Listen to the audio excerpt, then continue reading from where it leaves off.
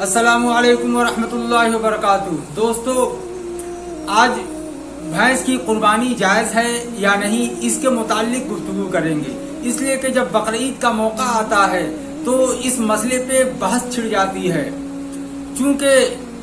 جناب رسول اللہ صلی اللہ علیہ وسلم کے دور میں، عہد نبوی کے دور میں، عہد صحابہ کے دور میں بھینس نہیں پائی جاتی تھی اور بھینس کی قربانی نہیں ہوتی تھی۔ اسی لیے بھینس، قرآن اور حدیث سے بھینس کا ثبوت نہیں ملتا ہے کہ اس کی قربانی کرنی چاہیے یا نہیں۔ اس لیے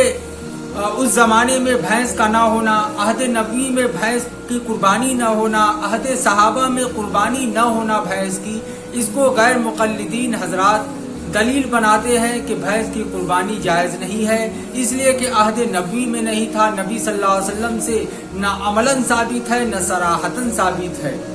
تو دوستو، اگر اس طریقے سے اس کو ناجائز قرار دیا جائے کہ جو چیز نبی کے زمانے میں نہیں تھا، عہد نبوی میں نہیں تھا، تو وہ ناجائز ہو جائے، تو اس طریقے سے موبائل جو ہے، کمپیوٹر جو ہے، ٹرین ہے، ہوائی جہاز ہے، بہت ساری چیزیں ہیں جو عہد نبوی میں نہیں تھی، تو کیا ان سبوں کا استعمال کرنا ناجائز ہو جائے گا؟ دوستو، کسی چیز کے جائز اور ناجائز ہونے میں ہمیں مستقل ایک شریعت کے مزاج کو دیکھنا پڑتا ہے۔ کوئی چیز جو شریعت میں جائز ہے، ناجائز ہے، حرام ہے، یا کرنا ہے نہیں کرنا ہے، اس کو ہم اپنے شریعت کے روح سے دیکھیں گے، اور شریعت میں کیا ہے؟ صرف قرآن اور حدیث نہیں، بلکہ وہ چیز جس کو ہم استعمال کرنا چاہتے ہیں یا جس کو ہم جائز اور ناجائز قرار دینا چاہتے ہیں، معلوم کرنا چاہتے ہیں، تو اس کو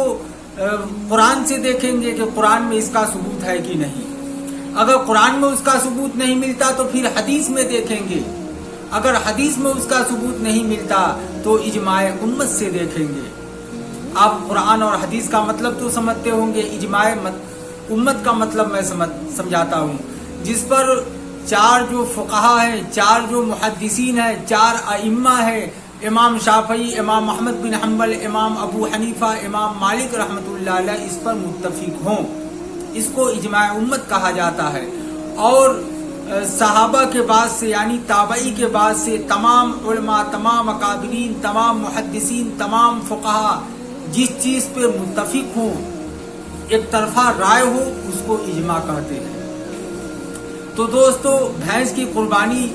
قرآن سے نہیں ثابت ہے عملاً صراحتاً، نبی صلی اللہ علیہ وسلم سے عملاً صراحتاً ثابت نہیں ہے، صحابہ سے عملاً صراحتاً ثابت نہیں ہے، مگر اجماع امت سے اس کا ثبوت ملتا ہے۔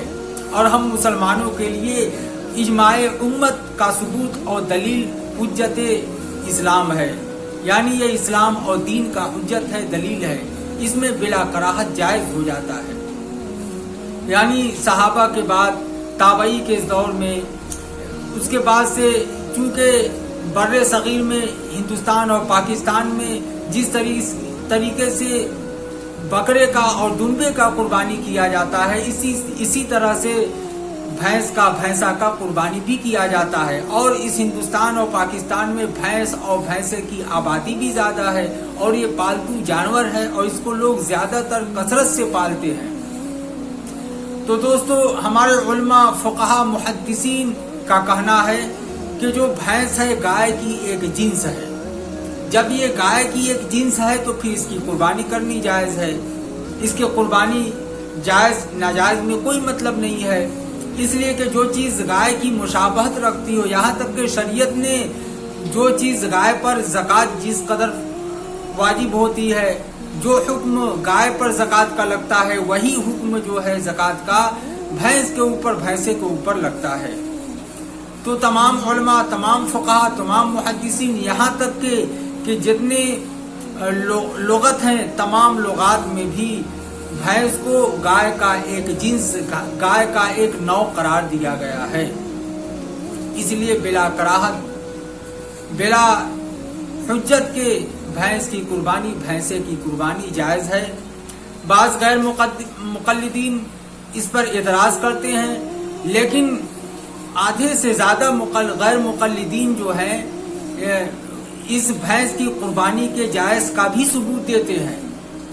یعنی بہت کم ہی غیر مقلد ایسے ہیں जो कहते हैं कि भैंस की कुर्बानी जायज नहीं है, लेकिन आधा से ज्यादा गैर मुक़ल्लिदीन और उसमें भी बड़े बड़े जो उनके उलमा है, बड़े बड़े जो आलिम हैं, उनका ये कहना है कि भैंस जो है गाय की एक नस्ल है, इसीलिए बिला कराहत इसकी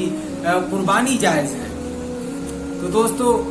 हनफी के यहाँ, शाफई के यहाँ, मालिकी के यहाँ, हम्बली के यहाँ, सबके यहाँ भैंस की कुर्बानी इजमा उम्मत से साबित है।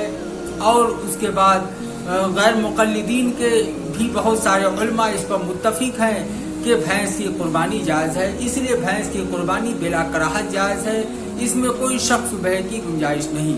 आप तमाम लोगों से गुजारिश है कि इस वीडियो को ज़्यादा से ज़्यादा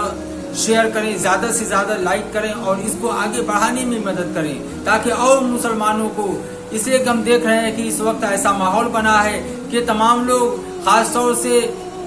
जो नौजवान तबका है, परेशान है कि वीडियो हमने देख लिया, यूट्यूब पर देख लिया, फेसबुक पर देख लिया कि भैंस की कुर्बानी फला मौलाना साहब कह रहे हैं कि जायज़ नहीं है। तो इस तरीके से लोग उलझन के शिकार बने हुए हैं, परेशानियों में पड़े हुए हैं। तो आपसे गुजारिश है कि इस वीडियो को ज़्यादा से ज़्यादा शेयर करें, लाइक करें, सब्सक्राइब करें और लोगों तक पहुँचाएँ, ताकि दीन की सही और हक और सच बात सबको मालूम हो जाए। खुदा हाफिज़।